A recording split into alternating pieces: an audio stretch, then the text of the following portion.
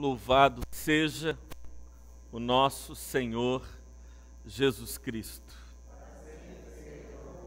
Que Ele seja eternamente louvado.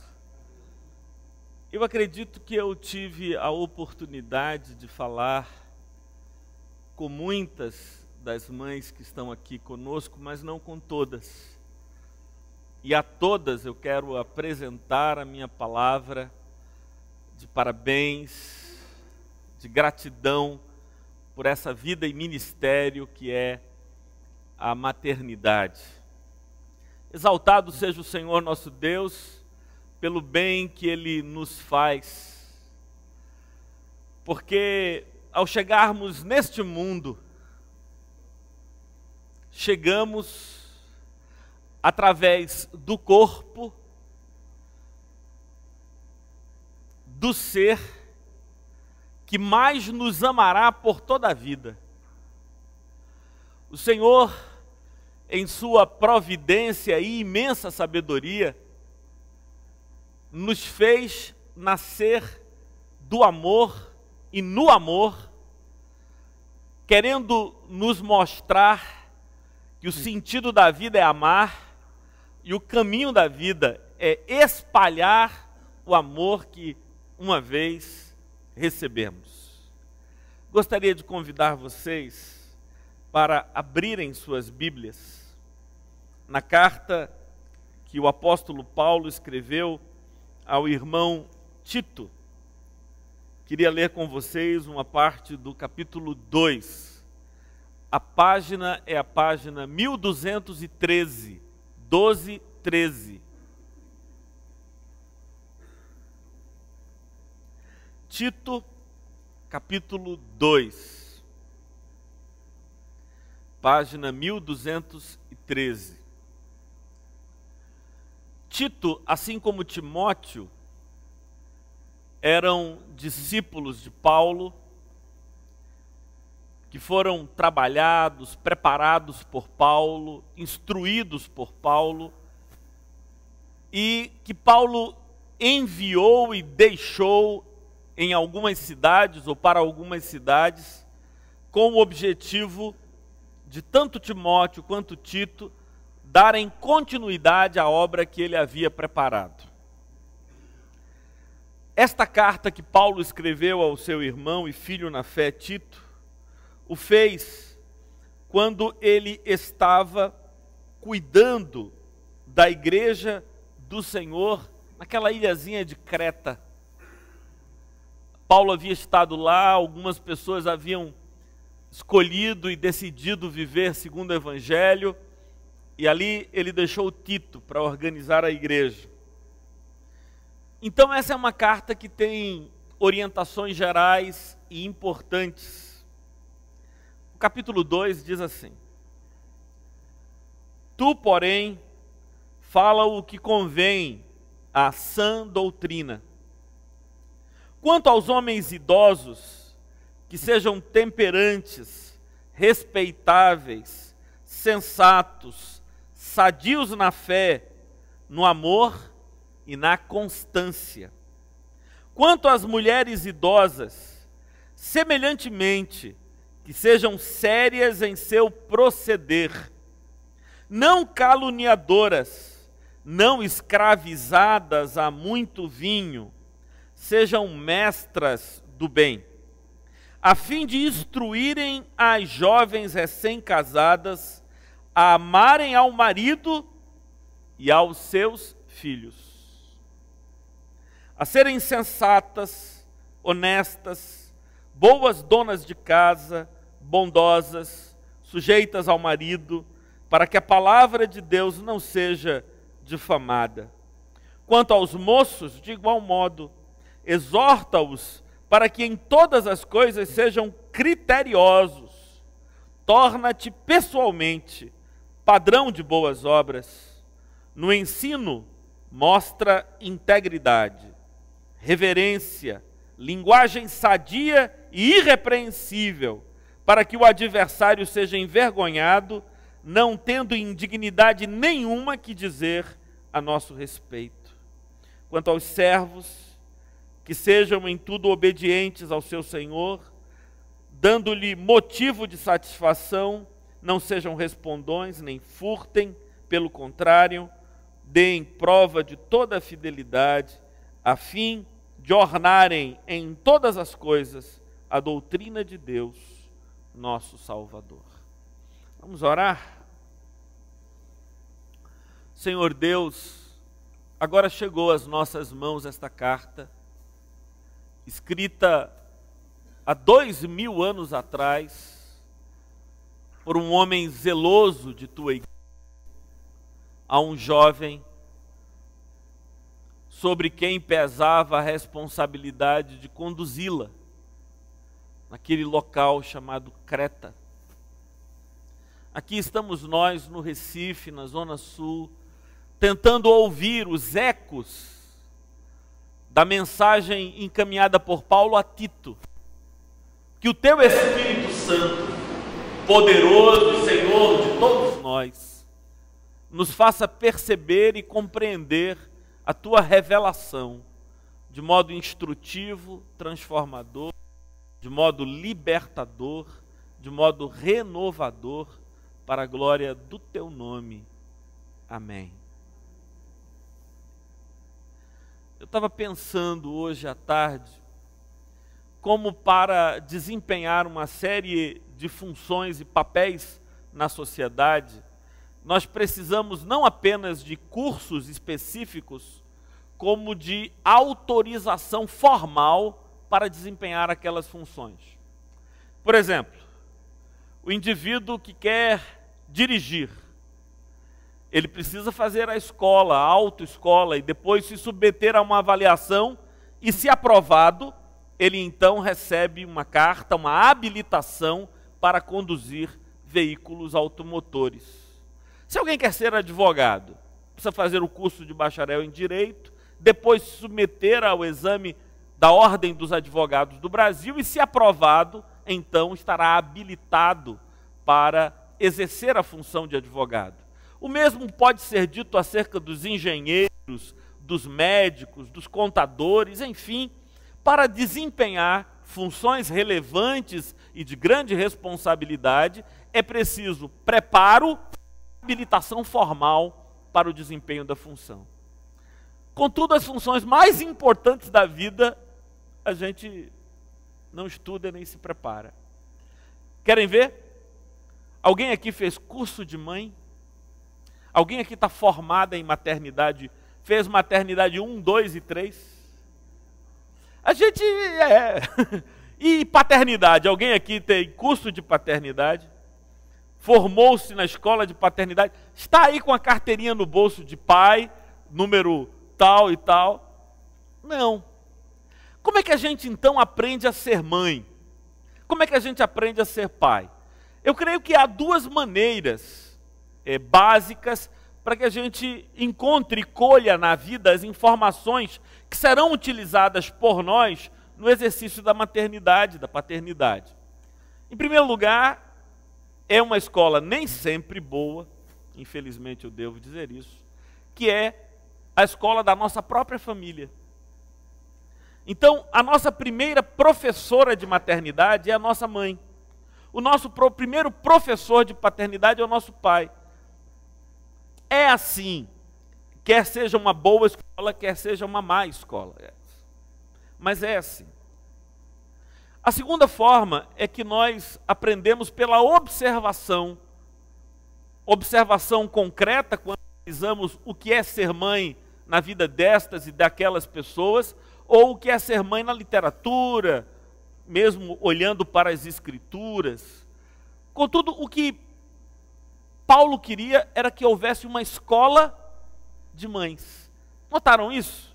Vejam que as recomendações que ele dá aqui às mulheres. Versículo 3. Quanto às mulheres idosas, ou seja, aquelas mulheres mais experientes, vividas, semelhantemente que sejam sérias em seu proceder, não caluniadoras, não escravizadas ao muito vinho, sejam mestras do bem. E para que tudo isso? Diz o versículo 4, a fim de instruírem as jovens recém-casadas a amarem ao marido e aos seus filhos. Parece-me que Paulo queria que as mulheres idosas tivessem como ofício, já que tinham seus filhos criados, não criar os filhos das filhas, como acontece na maioria dos casos, né? As vovós acabam substituindo as mães, porque precisam ir trabalhar, no cuidado e na educação dos filhos. E aí elas se tornam mães dos netos, na prática, mães dos netos. O que Paulo queria era que as avós, as mulheres idosas, elas então se dedicassem a instruir não apenas as suas filhas, mas as mulheres moças, as jovens da igreja. Era como se na igreja tivesse uma escola de maternidade e as mulheres idosas ensinassem a todas as outras mulheres jovens, recém-casadas. E quando Paulo está falando de recém-casada, ela está falando de uma menina de 15 anos, de 16 anos, que era a idade com que se casava naquele período. Depois da menarca, depois da primeira menstruação, as meninas casavam.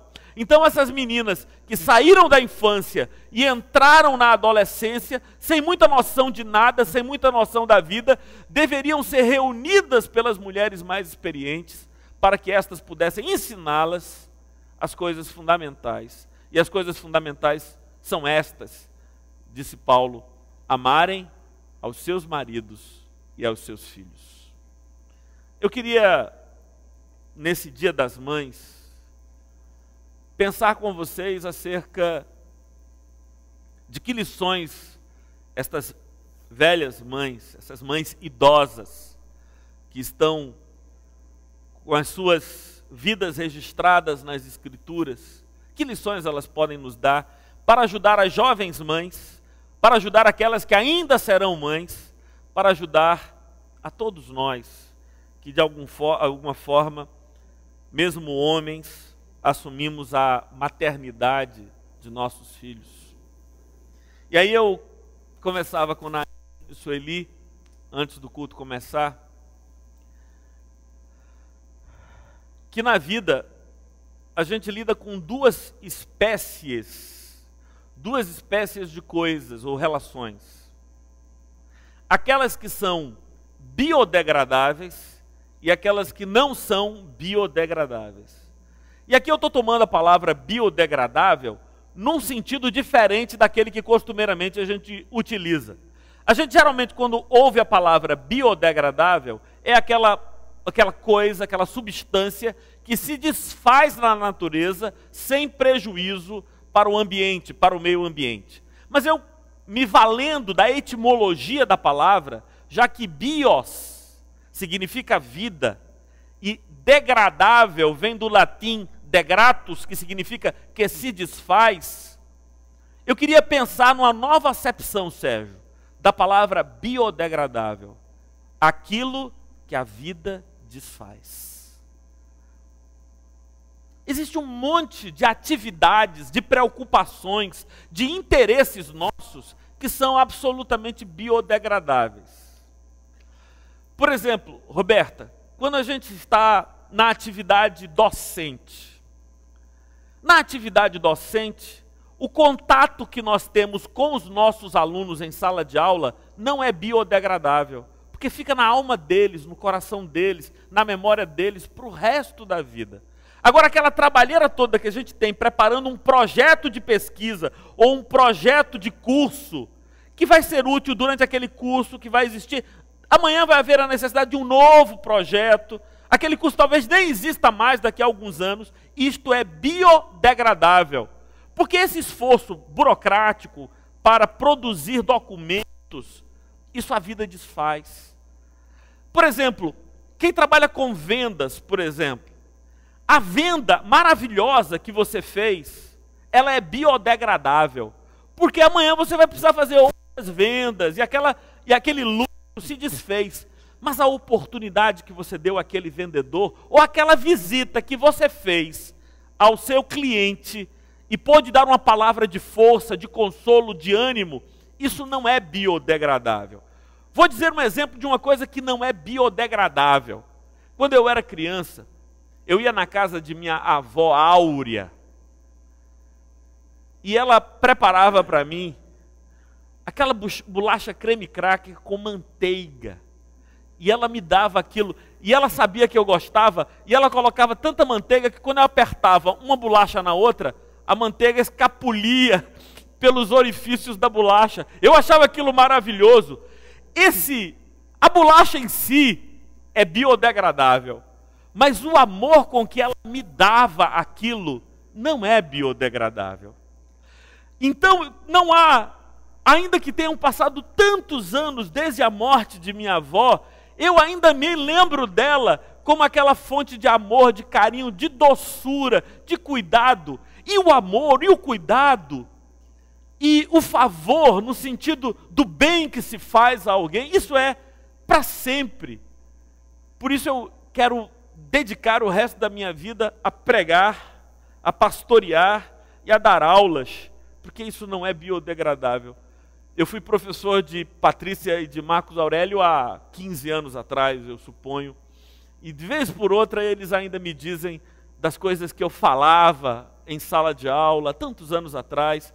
Eu encontro os meus alunos do seminário ou os meus alunos da faculdade.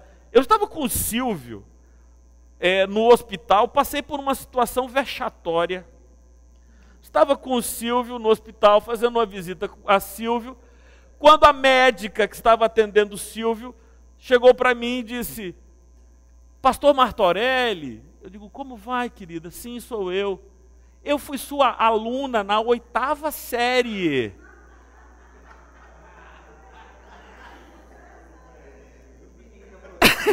Que situação difícil. Doutora, assim, a senhora quer dizer que estudamos juntos na 8ª série? É isso? Não, é que eu lembro do senhor na 8ª série e das coisas que o senhor falava, e aquilo nunca saiu da minha alma. Poxa, tantos anos se passaram, eu encontrei tratando de Silvio lá no hospital, e as coisas que eu disse há tantos e tantos anos atrás não foram biodegradadas. A vida não desfez, a vida não corrompeu, a vida não transformou em nada, porque o amor que se dá para sempre. Primeira lição que eu aprendo pensando na tarefa de mãe é que a tarefa de mãe é de dedicação integral. Dedicação integral. Ocupa todas as dimensões da nossa vida. Daniel, quando eu tinha 18 anos, e eu entrei no seminário presbiteriano, e vi aqueles pastores e jovens ali dentro do seminário, todos eles com um sonho de ter um ministério pastoral de tempo integral, eu abordei o meu pastor, reverendo Edgesse Martins, que durante toda a vida foi pastor e professor universitário. E eu disse: reverendo, eu tenho visto tantos pastores que têm dedicado tempo integral ao ministério, e o senhor sempre foi professor universitário, desde que eu me conheço por gente. O senhor é professor da Universidade Católica. O senhor nunca teve desejo de ser pastor de tempo integral? E aí ele me respondeu algo que eu nunca mais esqueci na vida. Ele disse: Martorelli, o pastorado não precisa ser feito em tempo integral, mas deve sempre ser feito com dedicação integral. E ele fazia a diferença entre o tempo integral e a dedicação integral. Dedicação integral significa em todo lugar em que estou, seja lá o que estou fazendo, eu estou ligado a esse ministério, a esse chamado, quer eu esteja na universidade, quer eu esteja na rua, quer eu esteja na reunião do condomínio, quer eu esteja na igreja, o meu chamado domina todas as dimensões da minha vida, e a dedicação a isto é inteira, é integral. A maternidade é uma função de dedicação integral. Poucas mulheres nos nossos dias, isso tem aspectos positivos e negativos, são como minha mãe, que dedicou todo o tempo de sua vida criando seus filhos. Mãe nunca trabalhou fora de casa. Ela criou 4 filhos, cuidando deles em tempo e dedicação integral. A maioria das mulheres hoje precisa ter uma atividade profissional para auxiliar nas lutas e conquistas financeiras de casa. Isso é natural. Mas isso não quer dizer que você tenha aqui uma mulher de dedicação parcial. E acontece ali que algumas mulheres acabam se sentindo culpadas, porque lembram de suas mães dedicadas em tempo integral aos seus filhos, e como elas mesmas não conseguem dar, imaginam que dão menos, e aí começa uma estrutura psicológica extremamente doentia, porque a mãe e o pai se sentem culpados e devedores do filho. O filho, percebendo que os pais se sentem culpados, começa a desenvolver uma estrutura e uma relação de chantagem que os pais tentam suprir por causa da culpa que carregam, dando presentes, não impondo limites, sendo flácidos na disciplina. Nada disso é bom, nada disso é razoável. O que nós precisamos é entender que as mães, e é natural que seja assim, devem se dedicar integralmente. E onde quer que estiverem, devem zelar por seus filhos. Porque os nossos filhos vão levar para sempre as marcas do amor que lhe demos. O amor que lhes demos, o amor que devotamos a eles. Jesus disse que nós não somos bons, nem bons pais, nem boas mães, quando comparados com Deus. E ele disse isso falando assim, Pedro: se o teu filho te pedir pão, tu lhe darás uma pedra? Se o teu filho te pedir peixe, tu lhe darás uma cobra? Não. Agora, se vós que sois maus, disse Jesus, sabeis dar boas coisas aos vossos filhos, quanto mais o vosso Pai Celeste não vos dará o Espírito Santo quando lhe pedires. Ele disse que nós somos maus. E nós somos mesmo. Nós somos maus.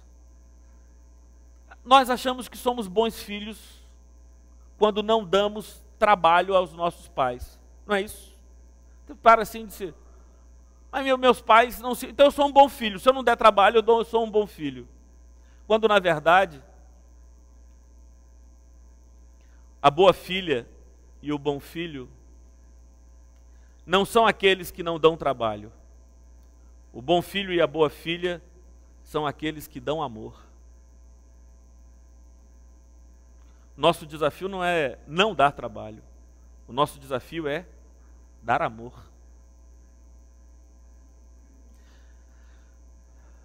Lá nos 10 mandamentos está dito assim: honra ao teu pai e à tua mãe, para que se prolonguem os teus dias sobre a terra. Eu achava isso meio confuso. Como é que é esse negócio? Ora, honrar não significa pedir a bênção. Honrar não significa chamar pai de senhor e de senhora. Honrar significa cuidar com amor. Isso é honrar. Honra teu pai e tua mãe para que se prolonguem os teus dias sobre a terra. E aí eu nunca entendi esse negócio, Marcelo, porque eu pensava assim: se eu cuidar do meu pai e da minha mãe, a dele que será mais longa, não a minha. Eles é que viverão mais. Se eu tratar deles amorosamente, eles é que vão viver mais. Mas por que o mandamento diz: honra teu pai para que se prolonguem os teus dias sobre a terra? É uma matemática clara. Quando, Leca, eu cuido amorosamente dos meus pais, eu ensino os meus filhos como se deve cuidar dos pais. E eles reproduzem comigo o tratamento que me viram dar a eles. E se foi amor que eles viram dar, é amor que eles darão a mim. Para não acontecer aquela história meio anedótica, mas dramática, Patrícia, daquele cara avaro, pirangueiro, mesquinho, que um dia chegou seu pai na casa dele, ele rico, vivendo em opulência. Aí chega o seu pai e diz a ele: meu filho, a colheita foi muito ruim, eu não tive nada para colher, eu estou sem dinheiro, o dono da minha casa me colocou para fora, por favor, por um tempo, me dê abrigo em sua casa. E o filho mesquinho disse: não lhe dou nada. Agora, para o senhor não sair daí, por aqui, por aí dizendo que eu não vou lhe dar nada, menino, vai lá dentro e pega um cobertor e dê ao velho, para pelo menos o senhor sair daqui com um cobertor para dormir aí numa marquise, num lugar qualquer. O menino foi lá, demorou-se um pouco, trouxe o cobertor e entregou ao pai. Quando o pai pegou o cobertor, notou que o menino tinha cortado o cobertor no meio. Eu não pedi para você trazer um cobertor, por que você trouxe só metade do cobertor? A outra metade, papai, eu guardei para quando o senhor ficar velho, não é? A outra metade eu já guardei, quando o senhor ficar velho eu dou para o senhor, não é? Eu já economizo, não precisa pegar outro cobertor, esse aqui já está resolvido o problema. Nós criamos, pelo modo como cuidamos dos nossos pais, nós somos a primeira escola, como eu já disse, dos nossos filhos, como eles vão nos tratar, como eles vão nos cuidar. E o mandamento diz exatamente isso: honra teu pai e a tua mãe, para que se prolonguem os teus dias, para que a tua vida seja mais leve, para que você conheça amor, para que você conheça amor quando chegarem os teus próprios dias. E não brinque não, viu? Eles chegam rápidos. Eles chegam rápidos. Olha, não faz muito tempo, eu e Hélio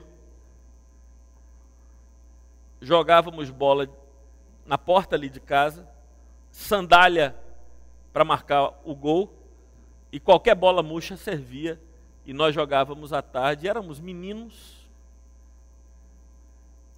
Seu Hélio, o senhor está consciente que ser avô está batendo em nossa porta? Mas que isso? Como assim? Eu era menino ontem, batendo pelada lá no IPSEP. Ontem! Não apenas já tive meus filhos, como ser avô. Está batendo em nossas portas. O tempo voa. E nós estamos criando escola. Sabe o que é que acontece? Os nossos filhos têm nos visto cuidar das coisas biodegradáveis, lutando pelo biodegradável, lutando por aquilo que a vida desfaz. Quando o apóstolo Paulo diz: olha, que as mulheres idosas ensinem as mulheres mais novas, a cuidarem a amarem seus maridos e amarem seus filhos. O amor, isso aqui não é biodegradável, por isso exige de nós dedicação integral, por isso exige de nós todo o coração, por isso exige de nós o exercício da disciplina. Há um problema meio que de natureza filosófica, Marcão. As pessoas colocaram na cabeça, quem sabe por causa da influência do filósofo francês Jean-Jacques Rousseau, que o ser humano é bom, a sociedade é que o corrompe. Mas eu acho que Rousseau estava equivocado. Rousseau é legatário de uma tradição pelagiana que Agostinho debateu ainda no IV século antes de Cristo, que é essa discussão se o homem é bom ou se ele não é bom de natureza. Eu não acho. Se o homem fosse bom, palha, não haveria necessidade em todas as sociedades de leis e processos punitivos para reprimir a conduta dele. Nós precisamos ensinar disciplina aos nossos filhos. Porque há uma inclinação natural à corrupção nos nossos filhos.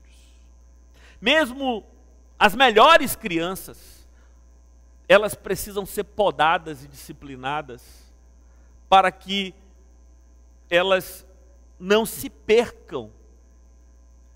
Eu ouvi o meu irmão Moisés, no dia do funeral do pai dele, me contaram uma história. Eu tinha ido ao cemitério para fazer o sepultamento do senhor Severo, pai de Moisés. E Moisés me dizia o quanto ele era amoroso, o quanto ele era carinhoso, que jamais levantava a voz, muito embora disciplinasse seus filhos. E às vezes ele chegava para Moisés e dizia: olha, 1 está na sua conta, 2 está na sua conta, 3 vem para cá, pau.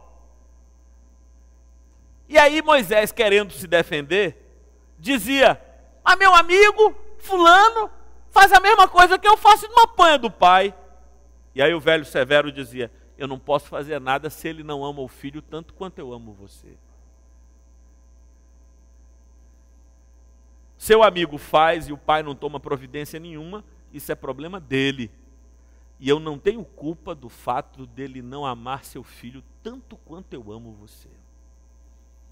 Porque quem ama disciplina, quem ama estabelece limites.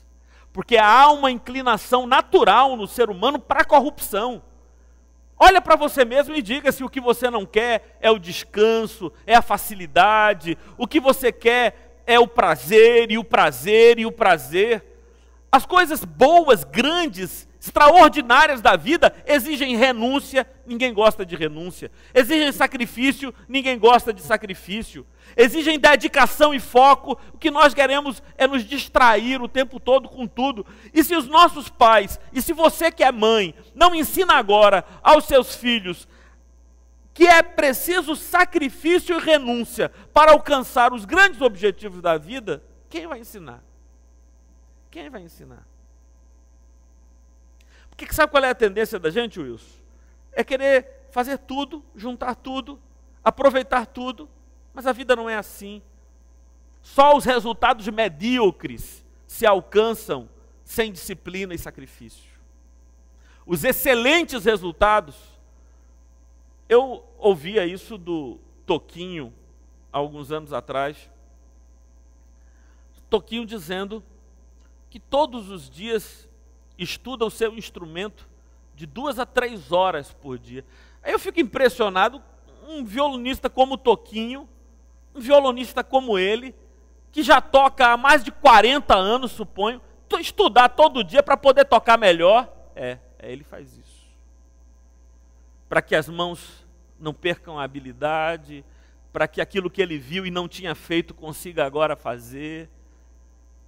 Ele está se desenvolvendo, mas a gente não gosta disso. Quem de nós gosta disso?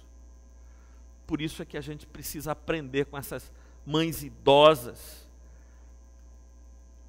ao exercício da disciplina, ao exercício do favor e ao exercício do cuidado. Em último lugar, queria chamar a atenção de vocês para essa tarefa extraordinária e fundamental das mães e dos pais de levarem seus filhos a Cristo.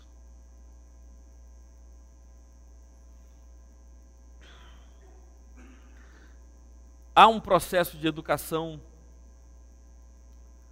muito complicado em andamento em nossos dias. Eu vejo Karina, por exemplo, fazer na educação de Giovana algo que minha mãe fez comigo e as mães em geral fazem, que é o seguinte: você quer brincar? Giovana está sempre disposta para brincar. Você quer brincar, mas antes de brincar, faça a tarefa. Faça a tarefa, porque primeiro a obrigação, depois o prazer. E aí cria essa dicotomia entre obrigação e prazer, não é? Em que estudar não é prazer, é obrigação.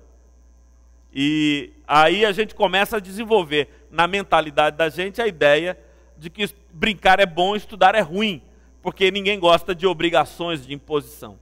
Assim também, o ir à igreja, o abrir a Bíblia para lê-la e o buscar a Deus em oração acabam se transformando em outras formas de obrigação. Isso porque os nossos filhos nos veem indo à igreja, nos veem com a Bíblia na igreja, nos veem orando, buscando a Deus na igreja, mas eles não nos veem fazendo isso dentro de casa. E aí a gente cria uma cadeia de obrigações religiosas. E aí a gente ensina os nossos filhos a serem religiosos e não a serem amigos de Deus. Vocês compreendem a diferença?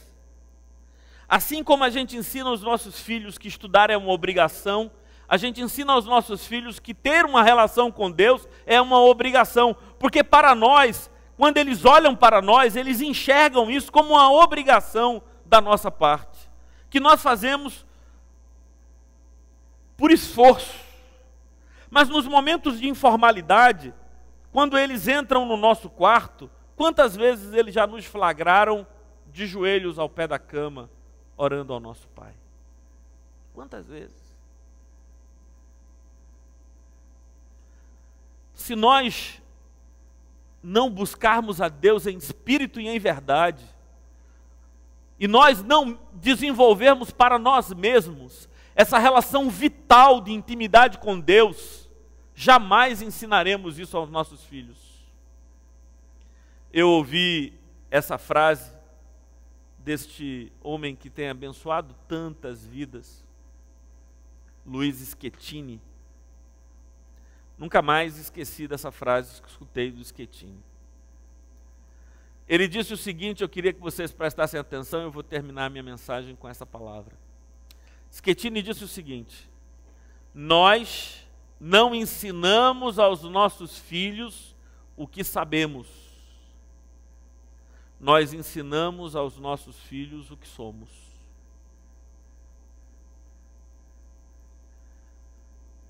Nós não ensinamos aos nossos filhos o que sabemos, nós ensinamos aos nossos filhos o que somos. Se você quer ensinar algo de verdade aos seus filhos, seja, e ele verá em você um exemplo e um modelo do que se deve ser. Eu louvo a Deus pelas mães, louvo a Deus pelos pais, louvo a Deus pelos filhos.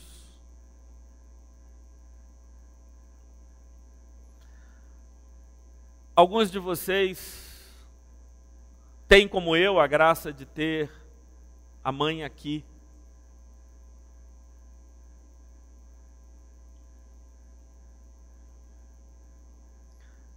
E a gente precisa aproveitar o tempo para amar.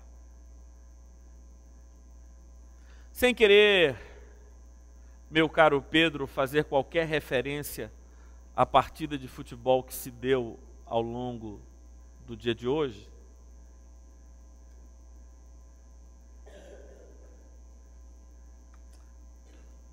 quando o time está perdendo e o tempo vai passando, a gente tem que fazer todo o esforço para mudar a situação enquanto dá tempo. Porque depois que o juiz apita o fim da partida, nada mais é possível fazer.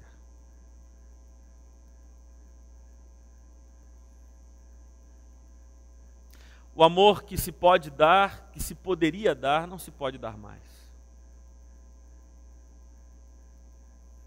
Eu estava dizendo para vocês, e disse há pouco, que esse menino que sou eu, está nos dias de virar avô. O jogo com a minha mãe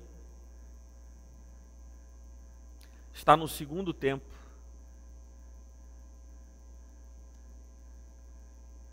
E eu preciso fazer alguma coisa logo. Vocês estão entendendo isso? É o tempo de jogar o time para o ataque, seu Paulo.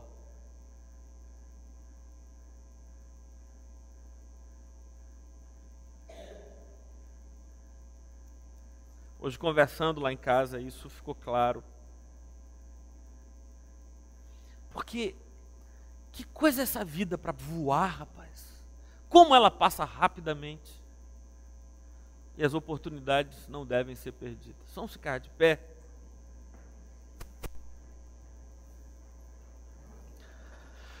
Ontem eu assisti, e eu recomendo a vocês, mas assisti no Netflix, Arnaud, um show do padre Fábio de Mello, que na minha opinião é o melhor cantor evangélico, o padre. Eu estava assistindo um show do padre Fábio de Mello, cujo título está lá no Netflix disponível. No meu interior tem Deus. Era o nome do show. No meu interior tem Deus.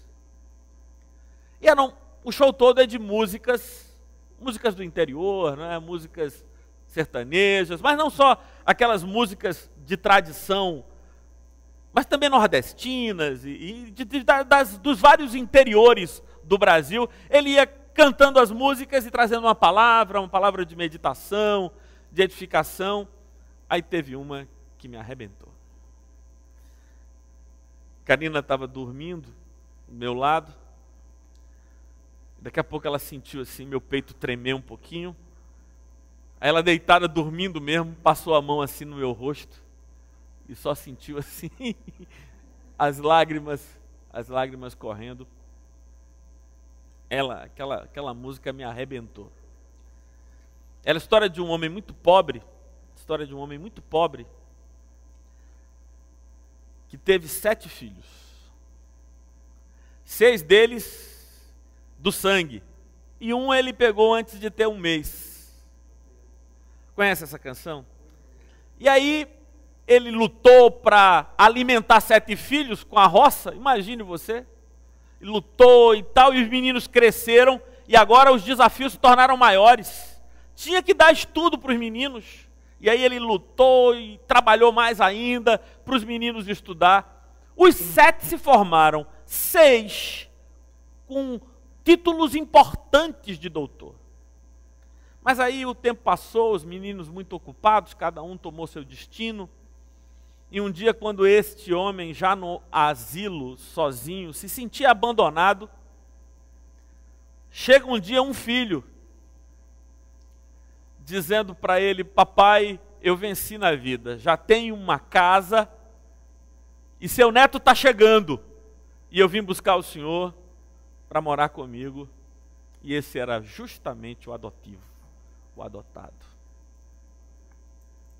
Aí eu ouvi aquilo ali, o padre Fábio cantando, eu chorava, me arrebentava.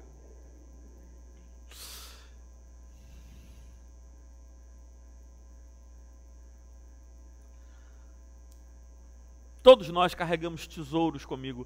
Você, Solange, me disse muitas vezes dos tesouros que tua mãe te deu. Tudo isso não biodegradável.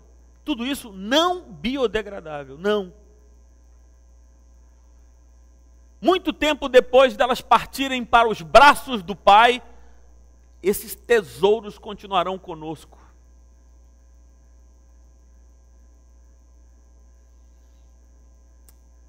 Esses tesouros que nós transferimos para os nossos filhos. E aí a gente precisa hoje, em nome de Jesus, começar a separar o biodegradável do não biodegradável, começar a focar naquilo que a vida não desfaz e dar menos atenção àquilo que vai ser nada daqui a pouco, que vai se transformar em pó daqui a pouco, enquanto subtrai a minha vida, meu tempo, minha energia, que eu podia dirigir àquilo que é para sempre. E hoje eu queria que, juntamente com a gratidão que nós temos aqui pelas nossas mães, nós também saíssemos daqui com o desafio de sermos melhores filhos, nesta consciência que já rola o segundo tempo e nós precisamos virar o jogo. Vamos orar. Senhor Deus, somente um ser sábio como Tu és, para imaginar um modo tão maravilhoso do ser humano nascer.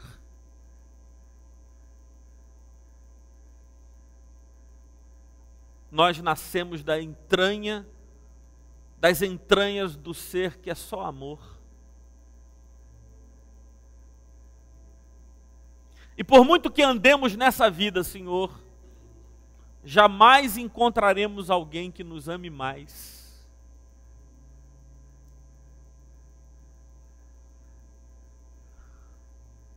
Mas o amor recebido, ainda que muito, não tem por vezes o condão de nos ensinar a amar de volta. E Tu sabes bem disso, Senhor. Tu que tanto nos amastes, tão pouco de retorno tens recebido.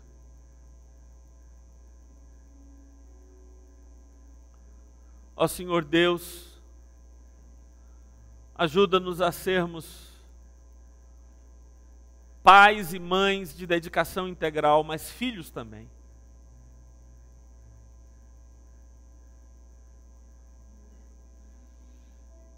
Para que essa maré, que tem corrido somente numa direção,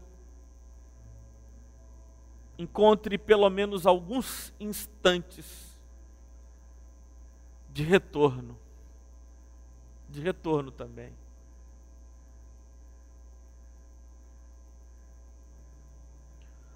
Ó Senhor Deus, que nesta noite Tu nos ensines muito, que sigamos para os nossos lares dentro de poucos instantes com muito para pensar e viver. Fortalece-nos em tudo e tem compaixão de nós que somos maus. E corrige-nos Tu também, Senhor, para que vivamos melhor. Em nome de Teu Filho Jesus. Amém. Podem se assentar, irmãos.